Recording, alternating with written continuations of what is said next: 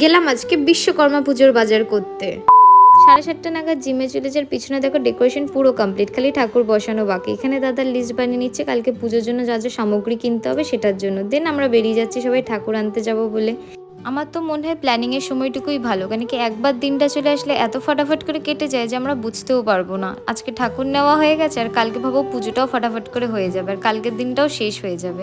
এখানে অর্ঘদার সাগরদা মিলে ঠাকুরকে উপরে নিয়ে গিয়ে ঠাকুরকে বসিয়ে দিল। আর এখানে আমি, অঙ্কিতা, স্পর্শা, কুশলদার, অর্ঘদা সবাই মিলে দশকর্মার দোকানে যাচ্ছি। চাকদার অবস্থা দেখো, সোফা বসিয়ে দিয়েছে যেখানে গর্ত আছে।